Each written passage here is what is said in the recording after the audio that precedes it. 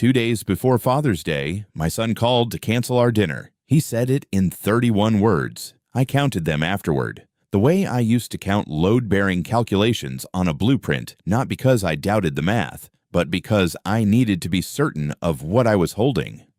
I have been in construction for 38 years. I built Callaway & Sons from a 2-truck operation into a company that has poured concrete for half the commercial buildings in the Denver metro area. I know how things fail. I know that a structure rarely collapses all at once. It fails at the joints first, the small places where two things are supposed to hold each other together. By the time the wall comes down, the joint has been failing for months. You just weren't watching closely enough. I had made the reservation at Brennan's 8 months earlier. The maitre d' there, a man named Thomas who has worked that room for 16 years, keeps a handwritten ledger for certain tables. Ours was one of them. My wife, Margaret, had loved that restaurant, the corner booth near the window, the way the light came through in the late afternoon. The last time I sat in that booth was 5 years ago, 3 months before she was diagnosed. We had ordered the same thing we always ordered. She had laughed at something I said, and I remember thinking that I should remember exactly what I had said, so I could make her laugh like that again. I never wrote it down. I can't remember it now. I had told Derek about the reservation in October. He had said, "Dad, that's perfect." He had sounded like himself when he said it, the version of himself I had known for 38 years, before Vivian. The call came on a Thursday evening. I was in the kitchen, going through a set of subcontractor bids. He said, "Dad, I'm sorry, Vivian has made plans for the weekend. I should have said something sooner. I'm really sorry." 31 words. I held the phone and looked at the window over the sink.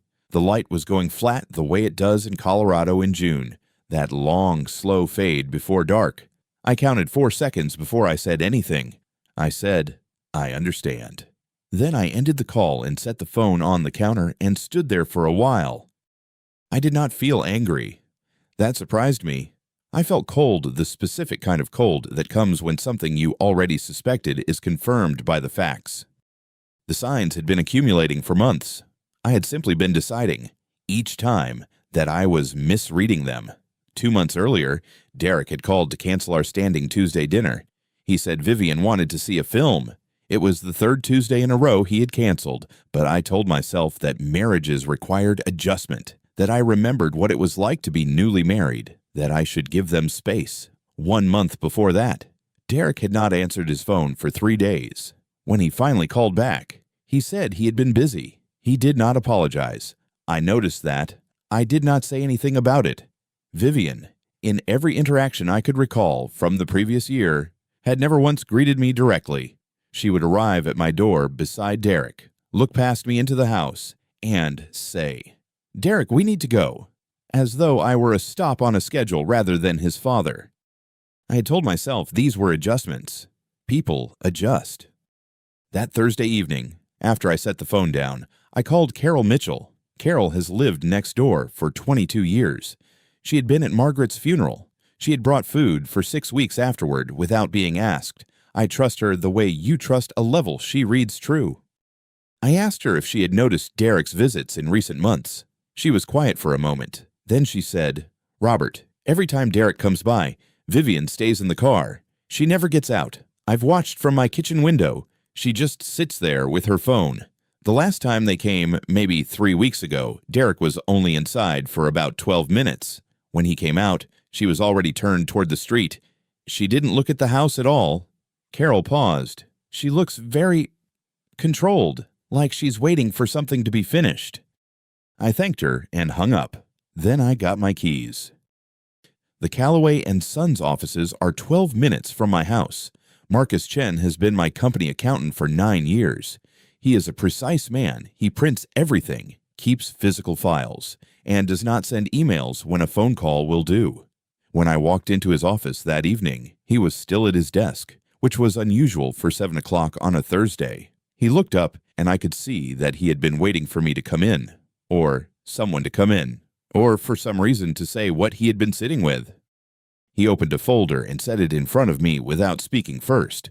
The top sheet was a transfer summary, 3 transactions over 14 weeks.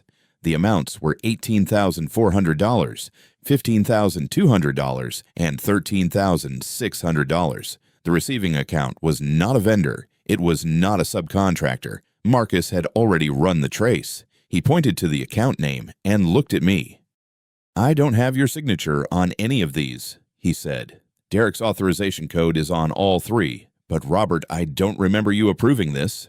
"And the account name?" I was already reading it. Vivian Calloway. Personal account. $47,200 in 93 days. I closed the folder along its original crease and set it back on Marcus's desk. I asked him to make 2 copies and secure the originals. He nodded. He did not ask me what I was going to do. He had worked with me long enough to know that when I went quiet, I was not done. I was just beginning. I drove home on the same roads I had driven for 30 years. The reservation at Brennan's was still in Thomas's ledger. I had not yet called to cancel it. I did not cancel it that night. Eleanor Vance's office was on the 16th floor of a building on 17th Street, 4 blocks from the state courthouse. I had used her for contract disputes and a property transfer the year after Margaret died. She was precise, unhurried, and she did not waste words. When I walked in at 11:40 on the Monday after Father's Day, she was already standing at the end of the conference table with a folder open in front of her. She had been waiting. She did not ask how I was. She did not comment on the fact that I had called her from the parking lot of Marcus's office on a Sunday evening and asked for the first available appointment. She simply said, "Have you received any paperwork from Derek in the last 60 days?" I said no. She turned the folder toward me. It was a will. My name was at the top. The date was 6 weeks ago. The language was standard. I had read enough legal documents in 40 years of running a business to recognize the structure, but the terms were not standard at all. The document transferred full ownership of Callaway Construction to Derek Allen Callaway upon my retirement or incapacitation. Upon Derek's death or voluntary transfer, ownership passed to Vivian Marie Callaway. There was a signature on the last page. It was not my signature. It had the shape of my signature, the slope of the sea, the way the Y dropped, but it was not mine. I had not signed anything in Eleanor's presence since the property transfer 3 years ago, and I knew my own hand. I set the page down. Where did this come from? Derek sent a copy to Vivian's personal email 6 weeks ago. Vivian forwarded it to a title company in Aurora to begin a preliminary valuation of the business assets. Eleanor paused. The title company contacted me because I'm listed as the attorney of record for your estate. They wanted to verify the document's authenticity before proceeding. I looked at the signature again. I counted the letters. I had been signing my name for 64 years. How long has he been preparing this? Based on the document's metadata and the timeline of Derek's conversations with your accountant, approximately 6 months. She closed the folder. That would place the beginning of this around the same time Derek started asking you about retirement planning. I remembered a Sunday dinner in January, Margaret's Good China, which Vivian had started using without asking. Derek had said, between the main course and dessert, that I should think about formalizing the succession structure. He said it the way you'd mention weather, casual, prepared. He asked what I intended to do with the company when I was ready to step back. I told him I'd always planned to hand it to him when the time was right. He said maybe we should make it official. I said there was no rush. He dropped it. I had not thought about it again until this moment. Eleanor said, "There's one more thing." She reached into a second folder thinner, older, and removed an envelope. The paper was cream-colored and slightly worn at the corners. She set it in front of me without explanation. The handwriting on the front was Margaret's. I did not pick it up immediately. I looked at it for a moment. Margaret had been gone 4 years and 3 months. I knew her handwriting the way I knew my own, the careful loops, the way she pressed harder on the downstrokes. Eleanor said, "She sent this to my office 3 months before she passed. She asked me to hold it and give it to you if Derek ever attempted to transfer company assets without your knowledge or consent." She paused. She said she believed he would try eventually. She said she had left you something to help. I picked up the envelope. The seal had been opened, Eleanor. I assumed, to verify its relevance. Inside was a single-folded page. Margaret's voice came through the ink the way it always had, direct, without ceremony. She wrote that she loved Derek. She wrote that she had watched something shift in him after he met Vivian, something she could not name but recognized. She wrote that she had left evidence somewhere I would know to look, and that she trusted I would find it when I needed it. She did not say what the evidence was. I folded the letter along its original crease and held it in my hands for a moment. The conference room was very quiet. Outside, 17th Street moved the way it always moved trucks, foot traffic, the ordinary machinery of a Tuesday morning. Eleanor said, "The signature on that will is a forgery. That's a federal offense. But before we go any further, we need to protect the company's liquid assets." She looked at me steadily. "Robert, we need to lock the accounts today." I set Margaret's letter on the table beside the folder. "Tell me what you need from me." She was already reaching for the phone. I drove home the long way, not because I needed the time I had spent 6 months preparing for whatever came next, but because I needed the road. I've always thought better when there is something moving under me. 31 years of driving the same stretch of I-25 between downtown and the house on Larimer Street, and the road still had the same effect. It made the thinking quieter. Eleanor had told me before I left her office that we needed everything: documents, records, any physical evidence that hadn't passed through the company accounts. If there's a laptop, a phone, a tablet, anything Derek left at the house, bring it in, she said. We need to establish a pattern, not just a single incident. I told her I'd look. I hadn't thought about the laptop until I pulled into the driveway. It was sitting on the side table in the front room, half covered by a copy of the Denver Post from 2 Sundays ago. Derek had been at the house 3 weeks before Father's Day, the last time I'd seen him in person before the cancellation call. He'd been in a hurry leaving. Vivian had called twice while he was still inside, and on the second call, he'd stood up mid-sentence, said he had to go, and was out the door before I could finish what I was saying. He left his coffee cup on the counter. He left the newspaper on the table. He left the laptop. I stood in the front room for a long time looking at it. I've opened doors in my life that I could not close again. I knew what this was. I also knew what Eleanor had said. I sat down and opened it. The machine came to life without a password. Derek had always been careless about that, even when I'd told him years ago that security is a habit, not a feature. The desktop was cluttered, the way his desk at the office had always been cluttered. I found the Messages application without looking for it. It was already open. The conversation at the top was with Vivian. I read it the way I read contracts, slowly, from the beginning, without skipping ahead. I have learned that the parts you want to skip are usually the parts that matter most. The messages went back 4 months. Most of them were logistical dinner plans, Sarah's school schedule, a note about a car payment. Then, in early April, the tone changed. V, can we just get him to sign the papers, D? He won't. He's stubborn. V, then we make him. Find a doctor who will say he's losing it. Dementia. We have maybe 2 years before he figures it out. I read it 3 times. The third time, I set the laptop carefully on the cushion beside me and looked at the wall across the room. There is a photograph there, Margaret and me at the groundbreaking of the first Callaway project. 1991, both of us in hard hats that were slightly too large. She is laughing at something I said. I cannot remember what it was. I looked at that photograph for about 30 seconds. Then I picked the laptop back up.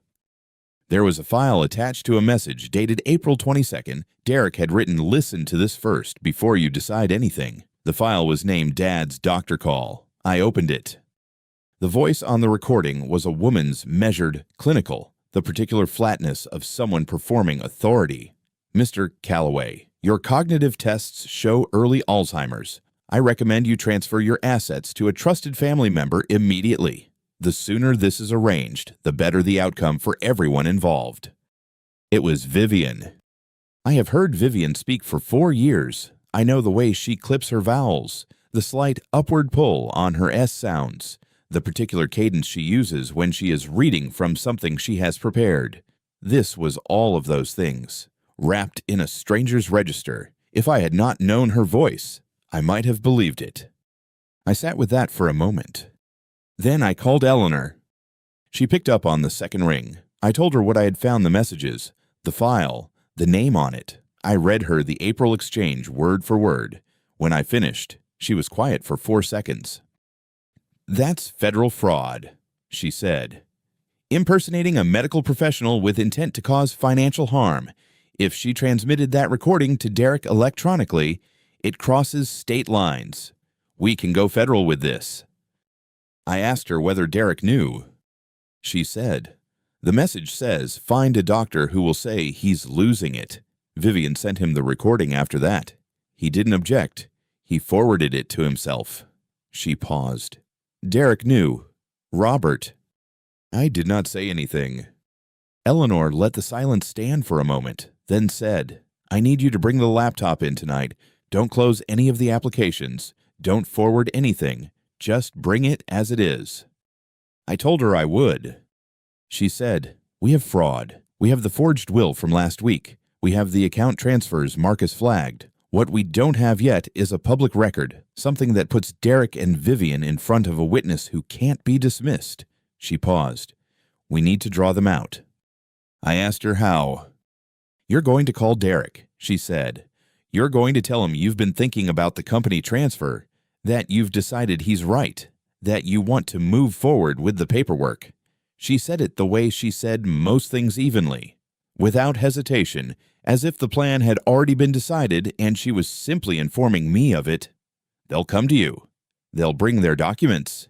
And when they do, I'll be there."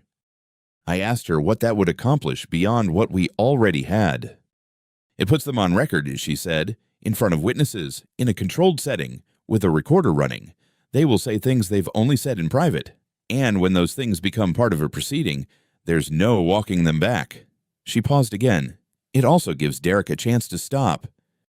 I understood what she meant by that. She was giving me the option to believe that my son might, when faced with what he had done, choose differently. I looked at the photograph on the wall again, Margaret in the hard hat, the groundbreaking 1991. "Set it up," I said. I drove the laptop to Eleanor's office that evening. Her assistant, a young man named Theo, who had been with her firm for 2 years, logged it into evidence at the front desk and handed me a receipt. I signed for it the way I had signed for building permits and material orders, and, once, a notification of deployment with the pen already moving before the thought could catch up to the hand. Eleanor walked me out. At the door, she said, "How are you doing?" I told her I was fine. She looked at me the way Margaret used to look at me when I said that, not unkindly, but without believing it. I drove home on the same road I always drove. The mountains were still there to the west, the way they always were at that hour, holding the last of the light. The drive home took 22 minutes.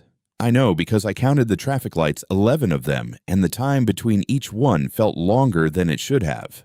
I had the folder on the passenger seat. The folder Eleanor had built over 3 months, printed messages, financial records, the recorded call with the woman pretending to be a physician. I did not look at it. I already knew what was in it. When I got home, I sat at the kitchen table for a while without turning on the lights. Margaret's photograph was on the shelf by the window, the one from the summer we finished the Lakewood project. When Sarah was 2 years old and Derek had just made manager at his first firm, Margaret was laughing at something just outside the frame. I never knew what it was she'd been laughing at. I'd stopped trying to remember. I picked up my phone and called Derek.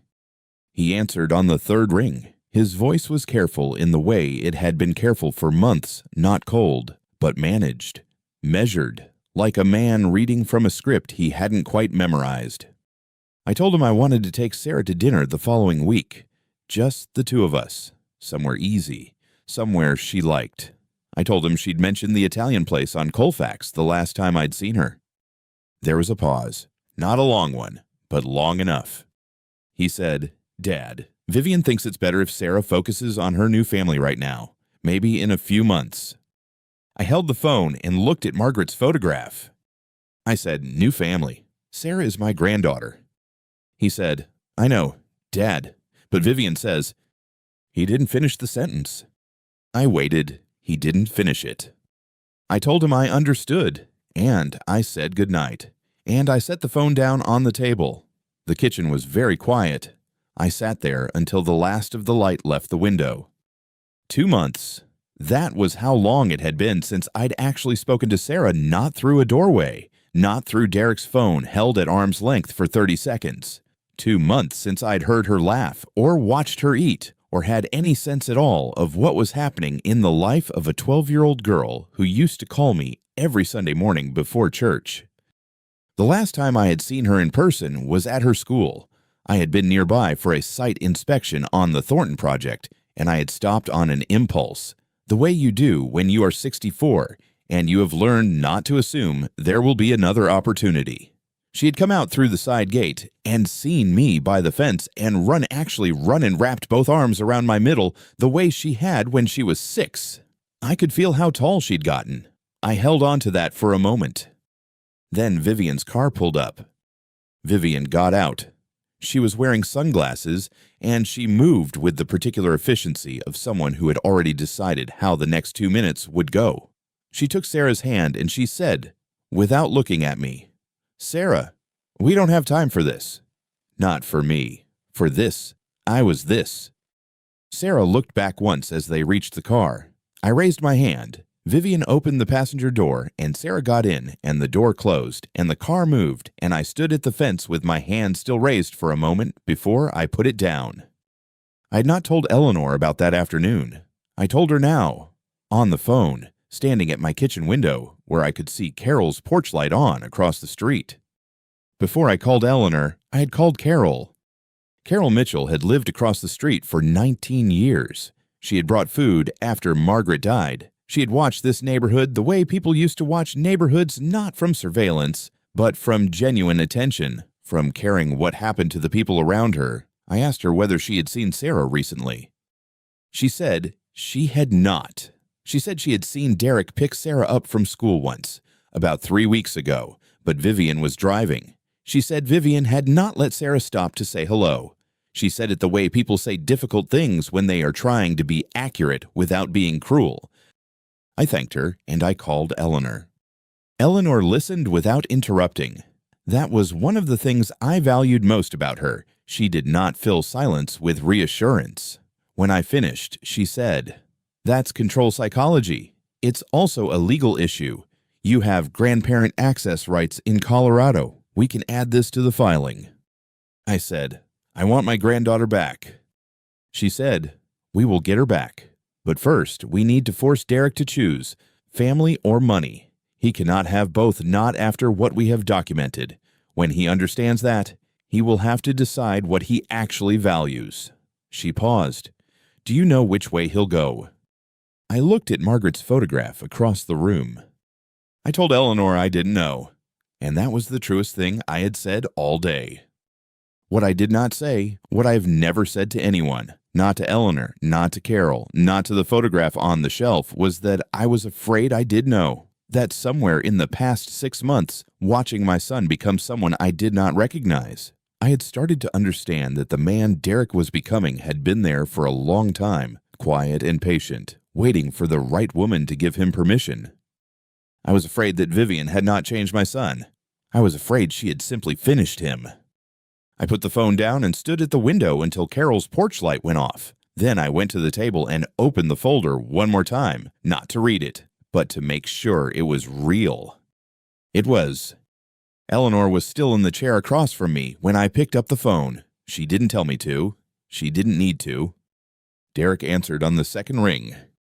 "Hey, Dad." His voice had that careful quality it had developed over the past year, not warm, not cold, something managed. The voice of a man who had rehearsed. I said, "Son, I've been thinking about the company, about the transfer papers you and Vivian mentioned." I paused just long enough. "I think you're right. I'm 64 years old. It's time to retire. I want to sign the papers over to you." The silence lasted 4 seconds. I counted them. "Really?" It wasn't a question. It was a man trying to keep something out of his voice and not entirely succeeding. "Really?" I said. Next week. At the house. I'd like Eleanor Vance to be there to notarize. Another pause. Shorter this time. Eleanor, why does she need to be there? To keep everything legal, I said. You want this done legally, don't you, Derek? He said he'd call me back. He hung up before I could say anything else. Eleanor set down her pen. She had been writing something on her yellow legal pad notes. Probably. Or maybe nothing at all. Just the motion of writing to keep her hands occupied. She looked at me over the top of her reading glasses and said, "He'll call Vivian before he calls you back." I know. She'll tell him it's a trap. I know that too. Eleanor removed her glasses and folded them carefully. He'll come anyway. Greed is a more reliable motivator than caution. I've been doing this for 27 years. He will come. I said, and if he doesn't, then we file without the recorded admission and rely on what Marcus already documented. She paused. But Robert, he will come. I believed her. That was the part I hadn't expected how certain I was. Sitting in my own living room with a legal pad and a recording device on the coffee table, that my son would walk through my front door next week and sit across from me and smile and reach for a pen. I was certain of it the way you are certain of weather when you've worked outside long enough. Not hope, not fear, just knowledge accumulated slowly from watching a person become who they are. I sat alone after Eleanor left. The house was quiet in the way it had been quiet for 4 years, the specific quiet of a house that used to have more people in it. I didn't turn on the television. I didn't make coffee. I sat in the chair by the window and looked at the photograph on the wall. Derek was 8 years old in that photograph. He was holding a small framing hammer, the one I'd bought him at the hardware store on Colfax, the one with the red rubber grip that fit his hand. We were standing at the frame of a garage I was building for a client out in Arvada. Derek had his hard hat on sideways. We were both laughing at something I don't remember what. My wife had taken the picture. I remember that. He had said, that afternoon, "Dad, when I grow up, I want to build houses with you." He had said it the way children say things they mean completely, without calculation, without any awareness that meaning something completely is not the same as doing it. I looked at that photograph for a long time. The boy in it was not a liar. The boy in it had meant every word. I did not know exactly when the distance between that boy and the man on the phone had opened. I suspected it had not been sudden. I suspected it had been the kind of change that happens the way a foundation settles slowly, invisibly, until one morning a door no longer closes flush, and you understand that something beneath the surface has been moving for years. Eleanor called at 9:15. I spoke with Judge Hernandez this evening. She said, "Patricia has reviewed the preliminary materials. She's prepared to hear the full evidentiary presentation. If what we bring her is what I believe it is, she will issue the asset protection order immediately." A pause. "You'll keep the company, and you'll have documented grounds for guaranteed visitation with Sarah." I said, "And Derek." Eleanor was quiet for a moment. Not the silence of someone searching for words, the silence of someone who had already chosen them and was deciding whether to use them. "Derek will have to choose," she said. I said I understood. I thanked her and set the phone on the table. The photograph was still there on the wall, the boy with the red-handled hammer, laughing at something neither of us could remember anymore. I left the folder on the table and went to bed. I did not sleep for a long time, but I had stopped being surprised by that. Eleanor called me the next morning at 7:43. She said the folder was ready and that I should come by the office before noon. I told her I'd be there at 10. The drive to her office takes 22 minutes when traffic is light. That morning it took 18. I noticed that. The way you notice things when your mind is working on something else and your hands already know the road. Eleanor's office is on the 6th floor of a building on 17th Street. Her assistant, a young man named Thomas who had been with her for 3 years, nodded when I walked in and said she was expecting me. He didn't say anything else. He handed me a cup of coffee without being asked. I had been in that office enough times in the past 6 months that he knew how I took it. Eleanor was standing at her desk when I came in. The folder was already on the table between us, thick, gray, tabbed along the right edge with small adhesive labels in her handwriting. She didn't sit down right away. She looked at me the way she had looked at me the first time I walked into her office, back in January, when I told her I thought something was wrong, but I couldn't prove it yet. That look hadn't changed. She said, "This is everything we need." I sat down. She sat across from me and opened the folder to the first tab. The printed messages between Derek and Vivian were 14 pages. Eleanor had highlighted the relevant exchanges in yellow. I'd read them before Marcus had forwarded the screenshots 3 weeks ago, after he found them copied to a shared drive that Derek had accidentally left accessible to the company server. But reading them printed out, in sequence, with dates and timestamps, was different from reading them on a screen at midnight. On paper, they had weight. The one I kept coming back to was from a Tuesday in April. Vivian had written, "Can we just get him to sign the papers? I'm tired of waiting for him to get confused enough on his own." Derek had replied, "Give it 2 more weeks." Eleanor said the process takes time. He meant a different Eleanor, a woman Vivian had hired to play the role of a physician on a recorded phone call. I'd listened to that recording twice. The woman's voice was steady and professional. She used the right terminology. If I had heard it without knowing, I might have believed it. Eleanor moved to the second tab. The recording itself, a USB drive in a small plastic sleeve, taped to the page. Then the third tab, a certified letter from my wife. Margaret had written it 4 years ago, 3 weeks before she died. She had given it to Eleanor with instructions not to open it unless I came to her with concerns about the company. The letter was 2 pages, handwritten on the blue stationery she kept in the drawer of her nightstand. Her handwriting was steady at the top of the first page and less steady by the bottom of the second. She had written it when she was already tired. She wrote, "If Derek ever tries to take the company, tell Robert I left evidence. He won't want to believe it. He never wants to believe bad things about Derek, but the evidence is real, and Robert will need it. I've watched Derek for a long time. I love him, but I've watched him." I read that paragraph 3 times while Eleanor sat quietly across from me. Margaret had known. She had known, and she had prepared, and she had trusted Eleanor to hold it until the right moment. 4 years she had been gone, and she was still here, in this room, in her handwriting, in the careful way she had thought about what I would need when she was no longer around to tell me herself. Eleanor said quietly. She came to me in March of that year. She said she hoped she was wrong. I said, "She wasn't wrong." Eleanor said, "No." The fourth tab was the forged will, a document Derek and Vivian had apparently prepared to present as an amendment to Margaret's original estate filing, reassigning controlling interest in Callaway Construction to Derek outright.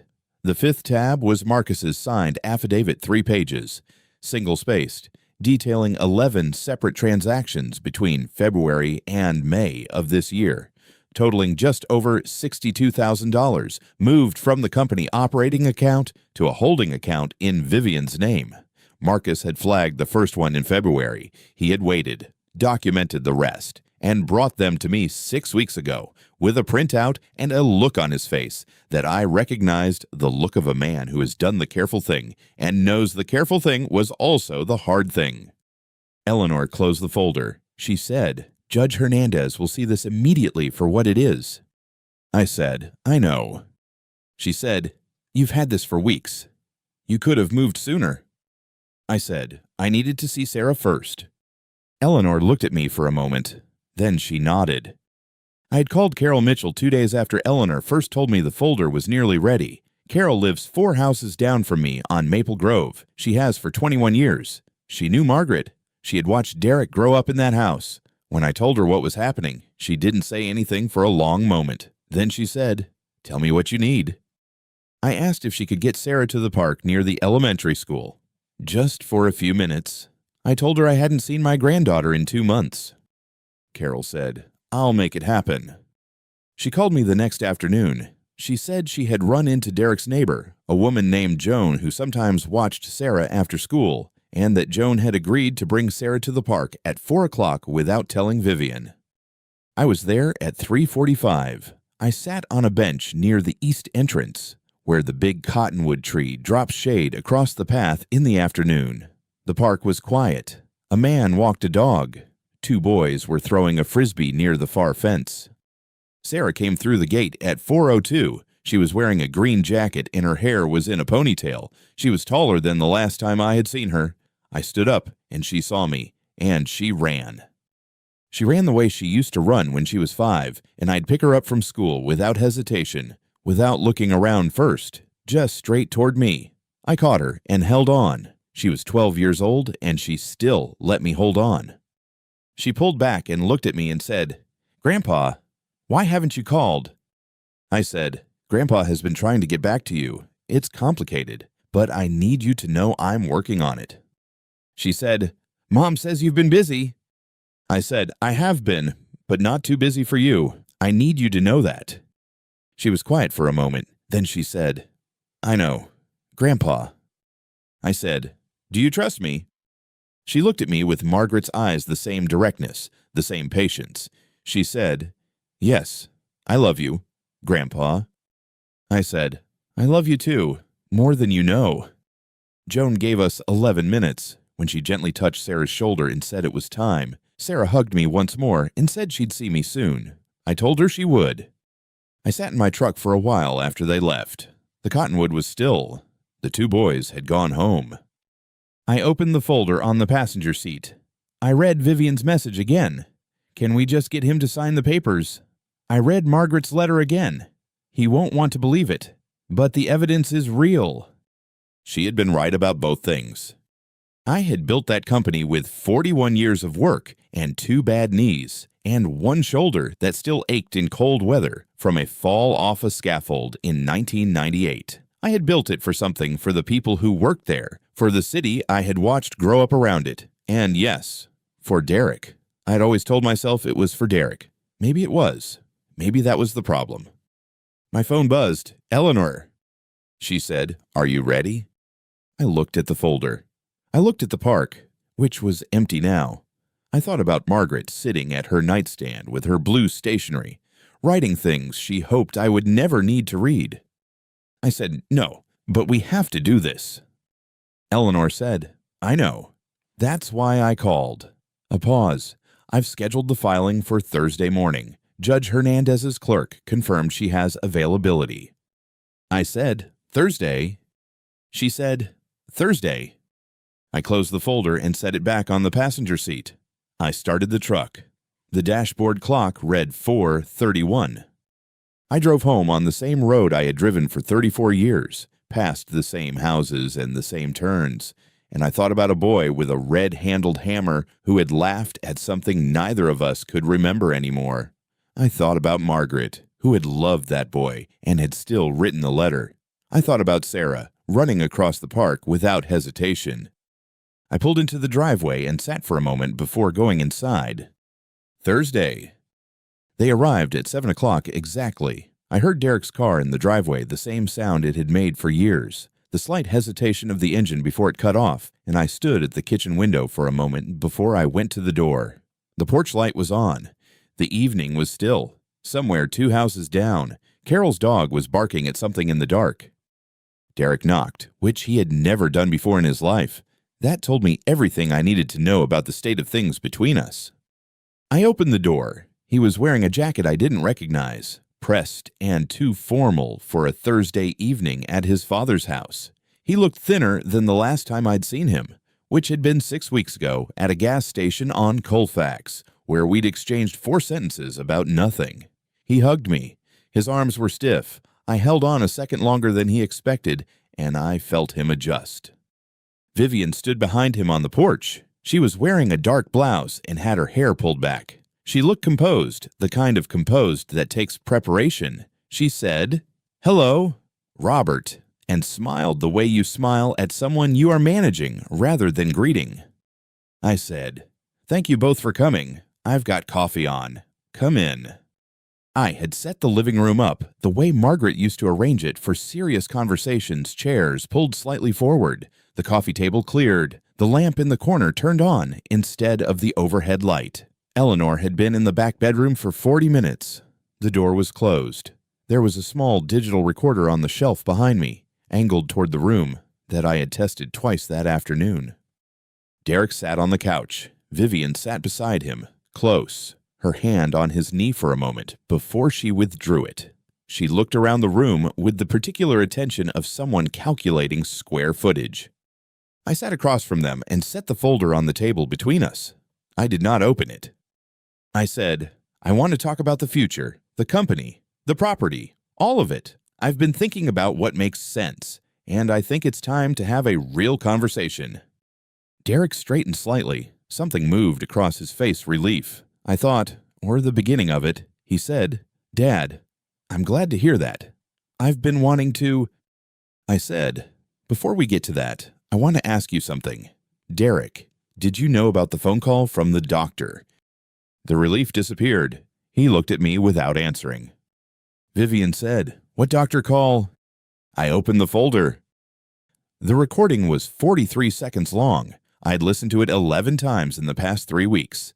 I pressed play and set my phone on the table. The voice that came out of the speaker was practiced a slight lowering of register, a clinical flatness, the kind of voice someone constructs when they want to sound authoritative without being recognizable.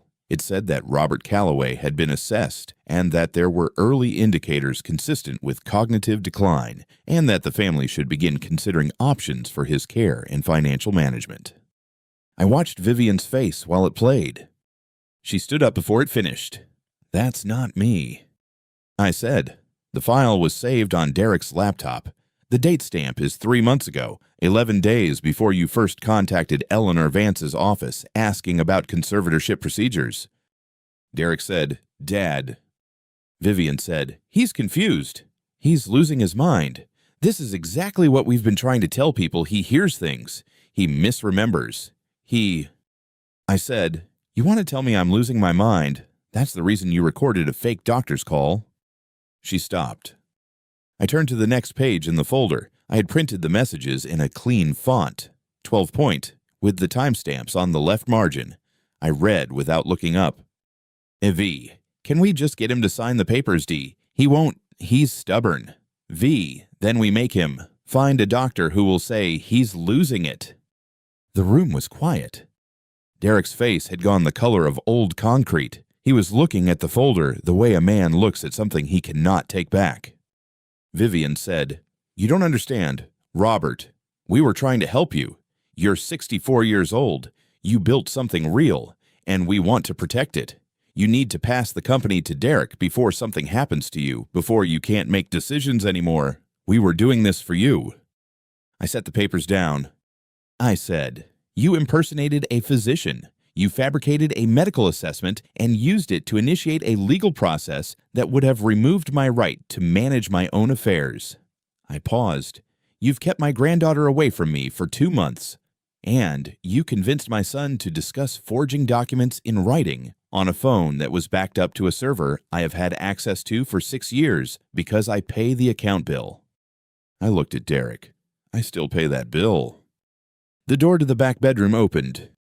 Eleanor walked in carrying her briefcase. She was dressed the way she always dressed for formal proceedings, dark jacket, reading glasses on a chain, the particular stillness of someone who has been in enough rooms like this one to know exactly how they end. Derek turned and stared at her, his mouth opened slightly. Eleanor said, "I'm Eleanor Vance. I'm Robert's attorney. I've been recording this conversation from the moment you arrived, with consent under Colorado law." She set her briefcase on the end table and opened it. Behind her, the door to the hallway opened a second time. Marcus Chen stepped in from the kitchen, where he had been sitting for the past 40 minutes with a cup of coffee he had not finished. He had his jacket on. He was holding his own folder, the one with the certified accounting summary, the one he had brought to my kitchen table 6 weeks ago, and sat down without a word. He looked at Vivian. He looked at Derek. He said nothing. He did not need to. Marcus Chen had worked with me for 9 years. He had flagged those transfers in February. He had documented all 4 of them, waited, and then walked into my office on a Tuesday afternoon and set the evidence on my desk. He was not a man who made mistakes about numbers, and everyone in that room who knew him understood that. Derek's face changed when he saw Marcus standing there. Not dramatically, just a small collapse around the eyes. The look of a man who has just understood how many people were in the room before he arrived. She set her briefcase on the end table and opened it. I also have documentation of unauthorized transfers from Callaway Construction's operating account, a fraudulent medical assessment filed with a third-party financial institution, and text correspondence establishing intent to obtain signatures through coercion. She looked at Vivian with the expression of someone reading a weather report. Judge Hernandez has a full copy of this package.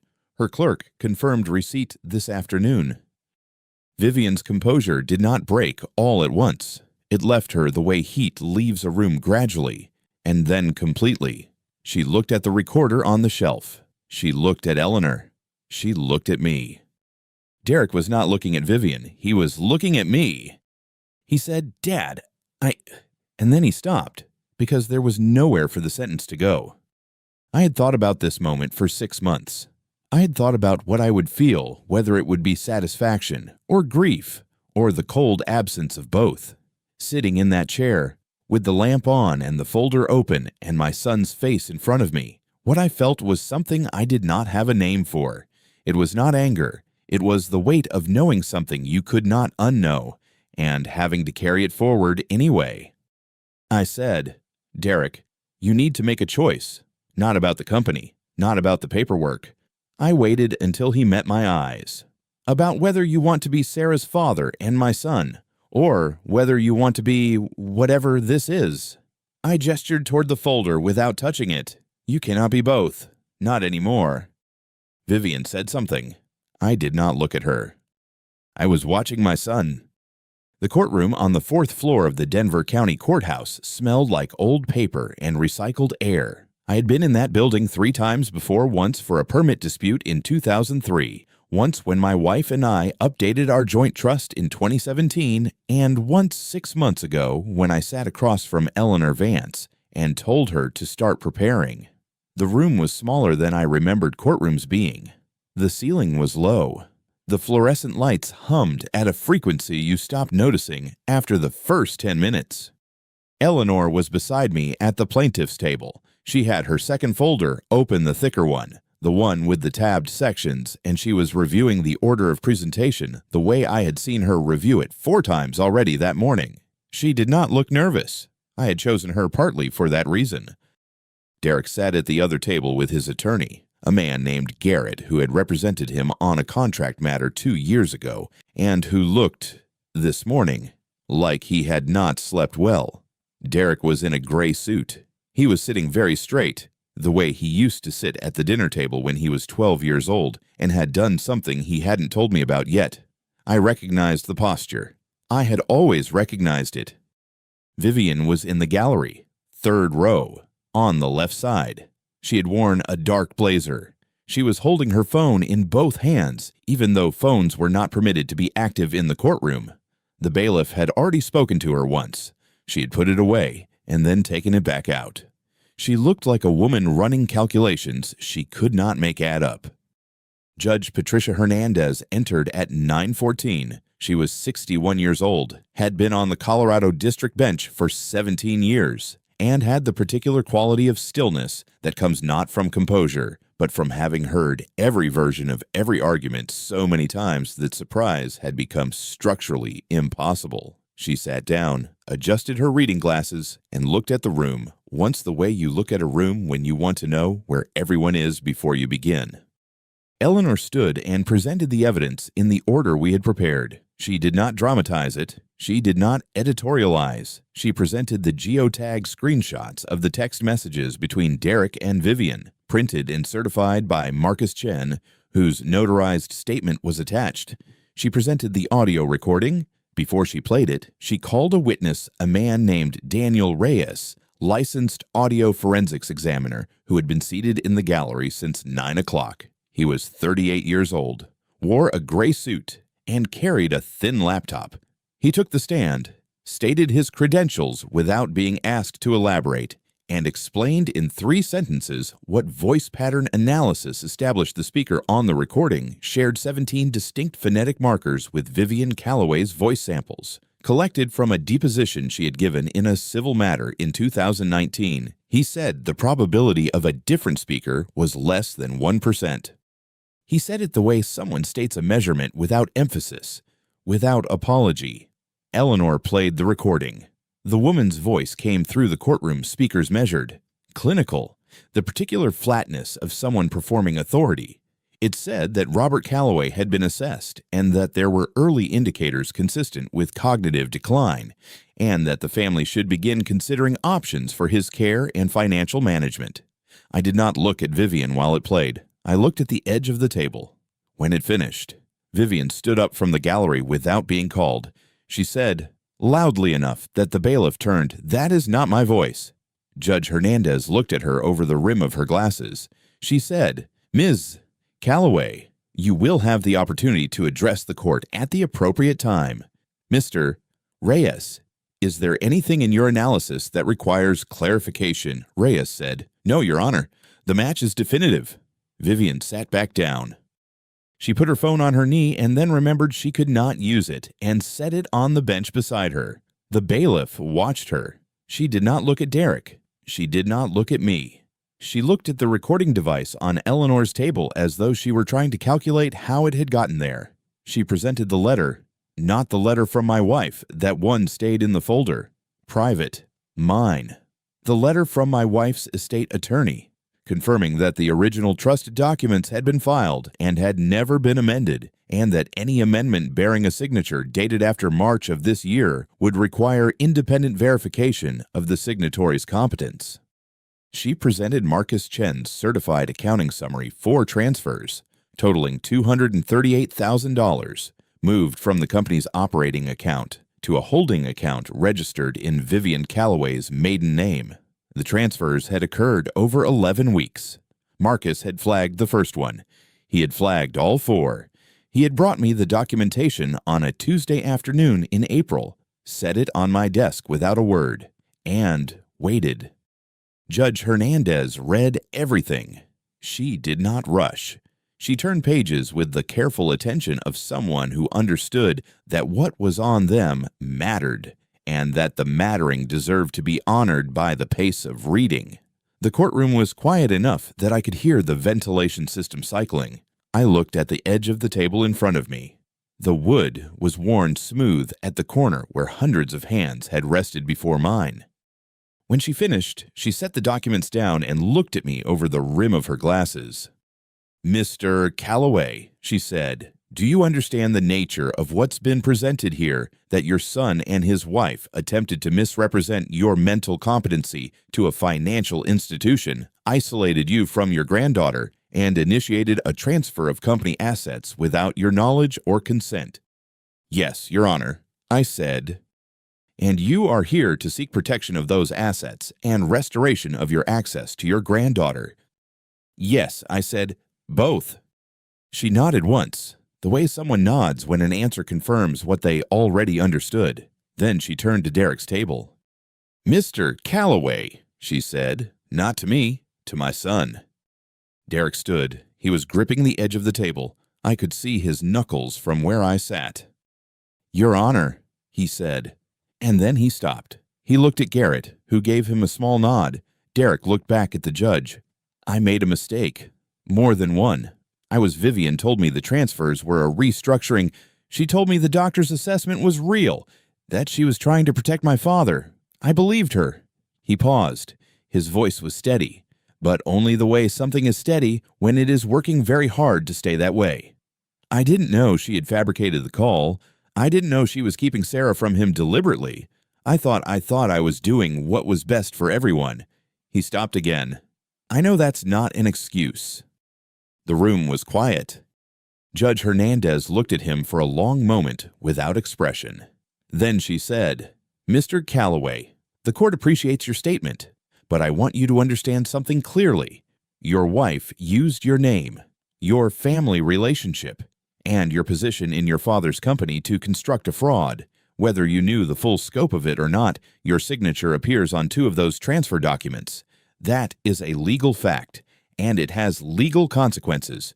Do you understand that? Yes, Your Honor.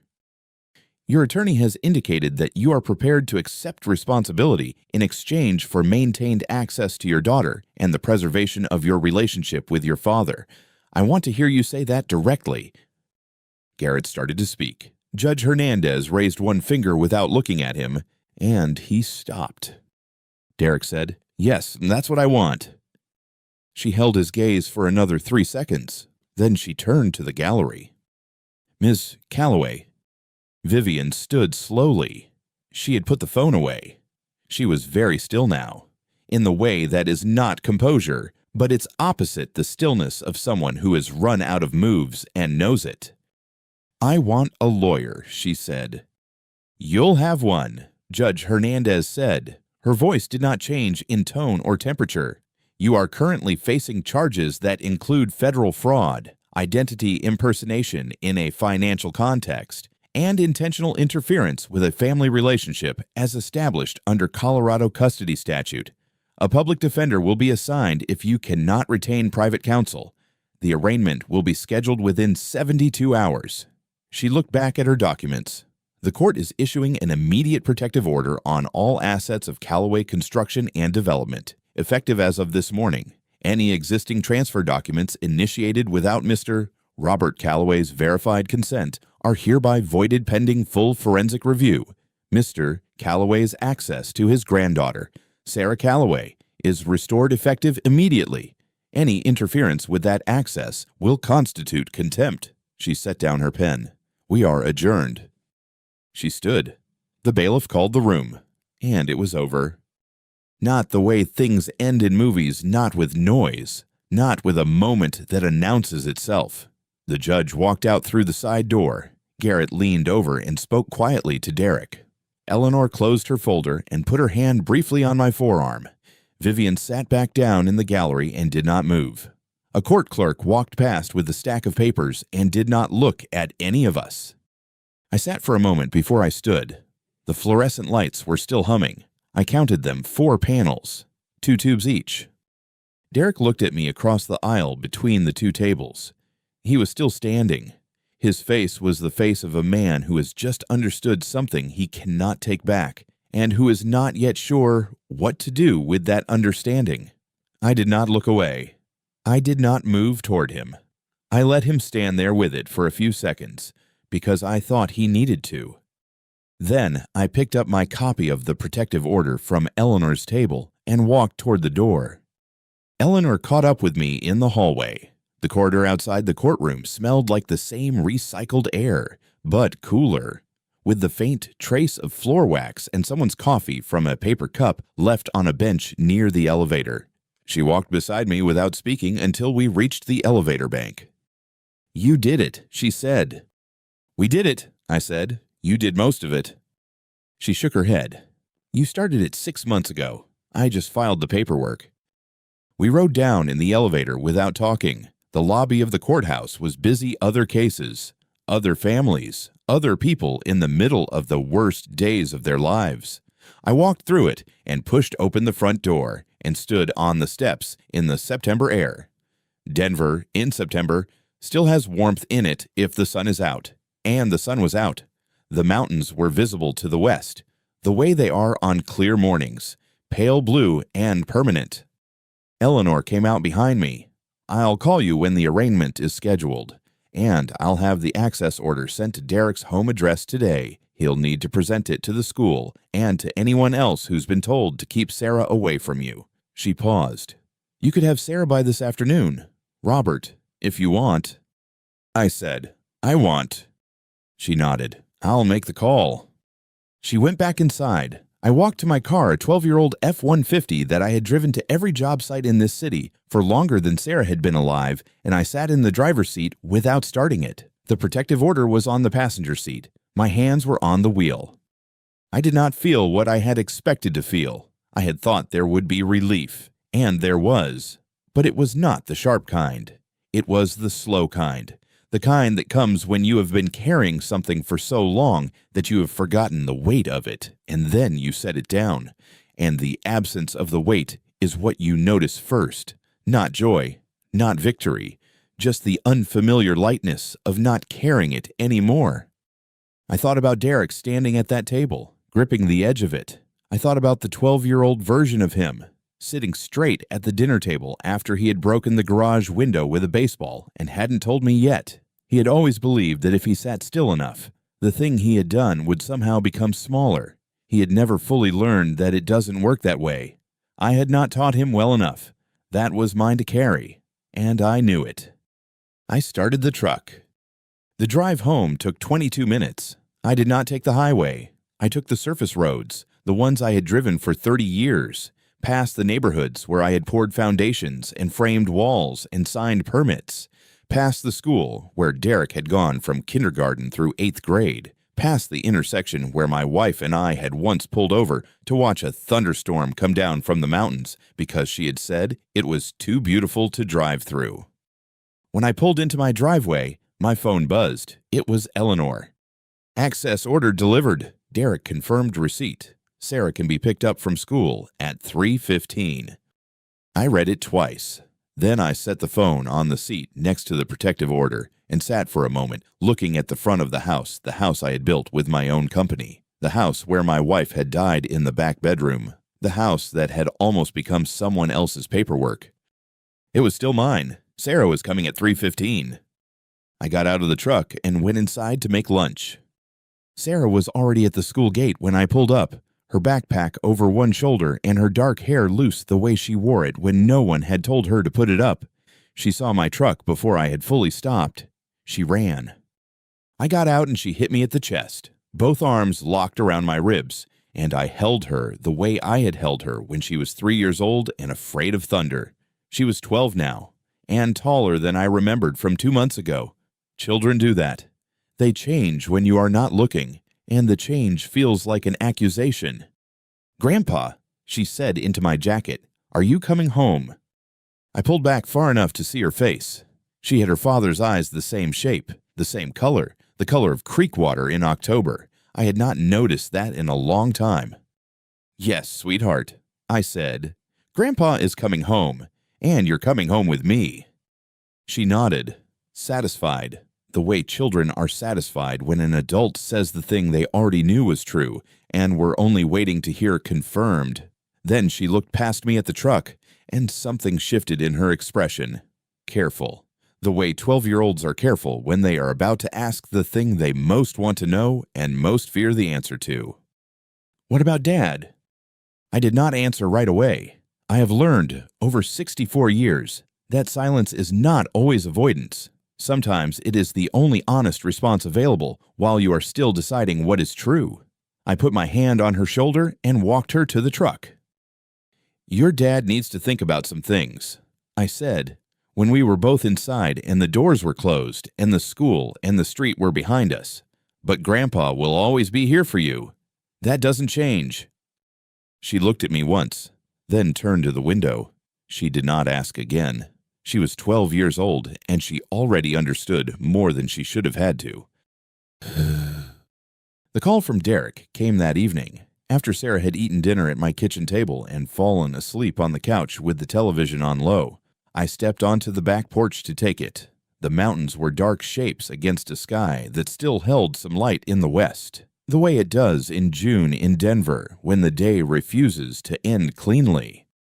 "Dad," his voice was different. The management voice was gone, the voice he had used in the conference room, in the hallway, outside Eleanor's office, in every conversation for the past 8 months where I had sensed something rehearsed underneath the words. I was standing with one hand on the porch railing.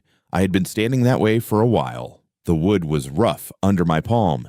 I had been meaning to sand and restain it since April, and I had not done it, because there had been other things. I noticed the roughness now. I held on to it. What remained was something I had not heard since he was much younger. What remained was something I had not heard since he was much younger. "I'm sorry. I don't know how this happened. Vivian, she just kept pushing, and I was weak. I should have protected you. I should have protected Sarah." I stood with the phone against my ear and looked at the mountains. Yes, I said, you should have. A long pause. I did not fill it. Can I see Sarah? Yes, I said, but not with Vivian. Never with Vivian. I understand. I ended the call and put the phone in my shirt pocket. I stood there for another minute. A neighbor 2 houses down was running a sprinkler. The sound of it carried in the quiet evening air a slow, mechanical rotation. Water hitting grass, water hitting concrete, water hitting grass again. I did not say I forgive you. I am 64 years old, and I have learned not to say things I do not yet know to be true. Forgiveness is not something I can manufacture on a timeline that suits anyone else. What I knew, standing on that porch, was that Derek was my son, and that he had made a choice, and that the choice had cost both of us something we would not get back. Whether what remained was enough to build anything new, I did not know yet. I was not going to pretend otherwise. Us.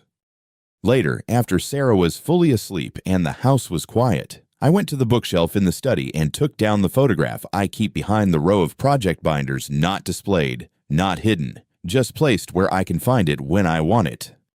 Derek, at 8 years old, standing in the frame of a half-built house on a job site in Commerce City. He is holding a small hammer that one of my foremen had given him, holding it the way children hold things that are too heavy for them, with both hands and total concentration. He is looking directly at the camera. He is grinning.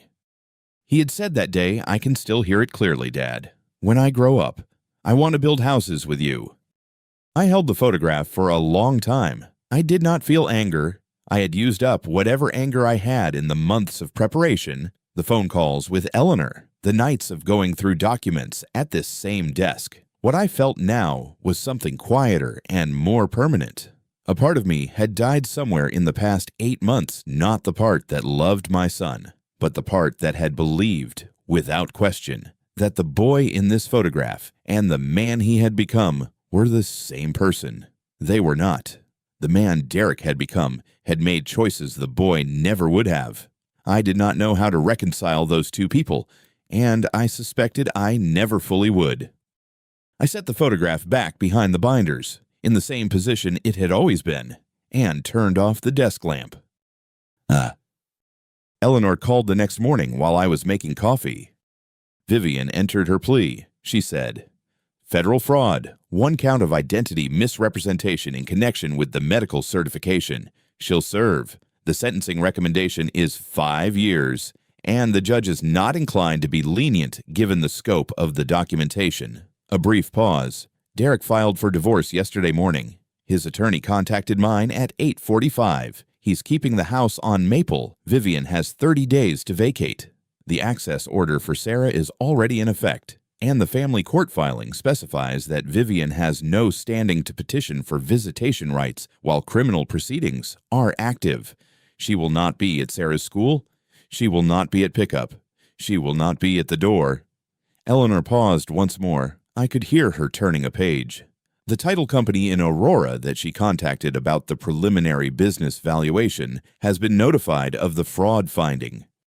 They voided the engagement and filed their own report with the state licensing board. Whatever she was building, Robert, it's gone. All of it.